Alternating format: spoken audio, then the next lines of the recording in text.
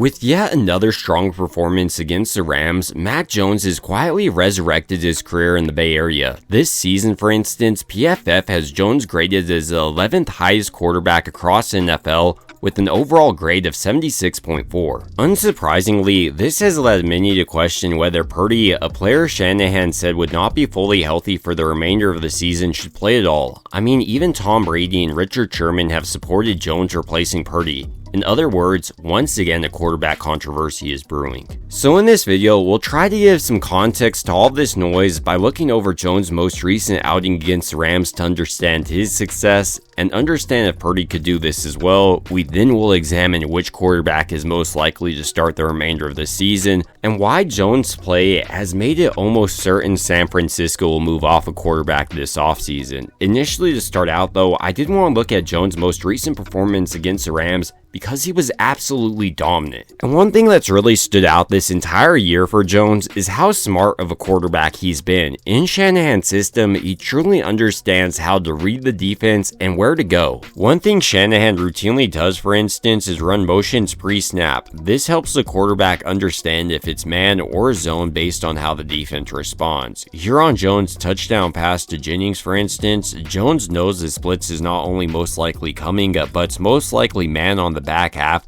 because of how aggressively this DB is following Jennings on this play. Then post-snap, he confirms his initial suspicions and is able to throw this ball before Jennings is even fully out of his break for the touchdown. In a similar way on this play, once again Shanahan is motioning a player, this time CMC, to the sideline, and since no player really motions onto Jennings showing man coverage here, Jones knows most likely it's zone coverage for the Rams defense, and then post-snap, he's able to confirm it's cover 2, finds Jauan Jennings in the soft spot of the zone coverage running a curl route, and then throws it to his outside shoulder, showcasing his ball placement to keep him away from any defender. Outside of Jones' smart quarterback play, another vital part of his success in Shanahan's system has been the timing he's been able to develop with his wide receivers, tight ends, and running backs. One thing you'll routinely notice on his film, for instance, is how quickly he's getting the ball out. As soon as he's hitting the final step in his drop, he's throwing the ball. Here on this little quick out to Jauan Jennings, for instance,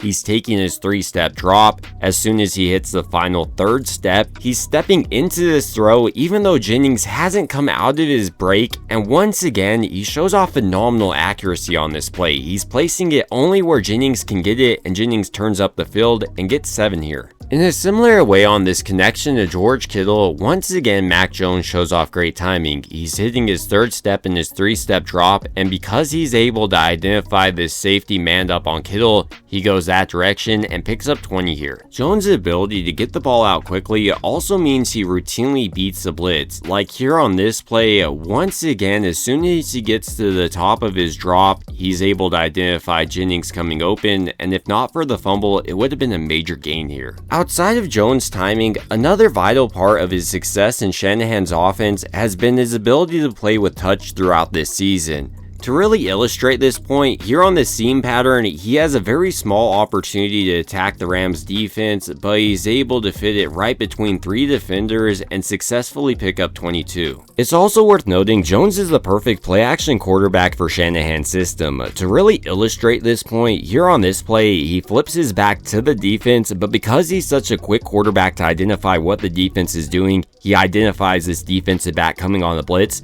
and then finds the open man here. And this is really something you'll routinely notice on Jones' tape. He's able to flip his back to the defense, and no matter how creative they try to get or how many designs they try to hide from Jones pre-snap, once he gets his eyes back on the defense, he's quick to identify what they're doing and then finds his open man in their coverage. The final underappreciated aspect of Jones' game I wanted to touch on is his underappreciated athleticism. He is definitely a pocket passer, but it's really surprised me just how elusive he's been throughout this year, and that's even more so within the pocket. To start to illustrate this point, here on Luke Farrell's touchdown reception, Mac Jones does an excellent job of navigating this pocket, and even with the defenders closing in right there, he's able to escape and then find the open Luke Farrell. To further highlight Jones' mobility, here on this play, he does an excellent job of stepping up in the pocket so the edge piece can't come around and hit him there, and then with the edge trying to shoot inwards towards the teeth of his offensive line, he finds George Kittle and picks up a pretty sizable gain.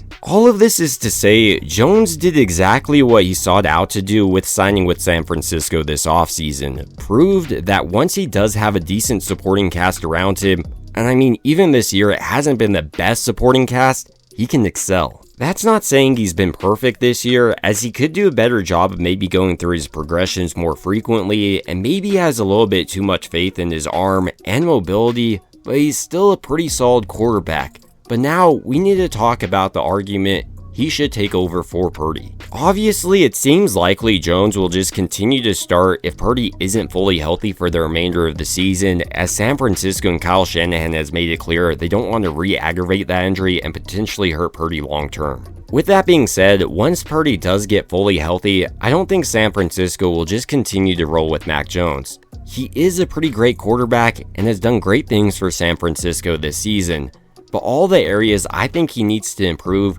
Purdy kind of offers his team. I'd like Mac Jones to have a little bit mobility. Purdy has that mobility. On top of that, Purdy has consistently shown he's been effective in Shanahan's offense, and that's why San Francisco gave him a massive contract. He's only 25, and I really don't see San Francisco jumping ship for a quarterback that's 2 years older, has a worse track record at the NFL level, and offers less mobility for your team. Once again, I do think Mac Jones has been a really quality starting quarterback and even borderline elite this year. I just personally think Purdy is a better overall quarterback, and while Purdy is more expensive for the foreseeable future, Mac Jones is only under contract for one more season. Which brings me to my next point in this video. It seems likely, based on the way Mac Jones has played, one of these quarterbacks will be traded this offseason, and you probably already guessed, I think it's going to be Mac Jones. And based off the way Jones has already played this season, many people expect San Francisco to be looking for at least a day 2 pick, meaning they could either get a second or third round pick for Mac Jones. And while this does mean this pick most likely would go towards a running back or maybe even a kicker, this is pretty good value for a player you just signed. A move like this would also help San Francisco transitioning into Curtis Rourke as their backup quarterback for Brock Purdy, the 7th round pick out of Indiana. They have a lot of faith in. I mean, they thought he was going to go much higher if not for their injury, and that's why they were willing to take him and then develop him this year and into next year. So in my opinion, it does seem likely Mac Jones won't be with the 49ers headed into next season, but now I want to hear your thoughts. Do you think San Francisco will move off of Jones as their quarterback this offseason and go ahead and ship him to a quarterback needy team? Or do you think the team might allow him to compete for the starting job with Purdy? It would also mean a ton to me if you did enjoy this video, if you could go ahead and like and subscribe. It truly helps out the channel a ton. And as always, I hope you guys have a great rest of your day.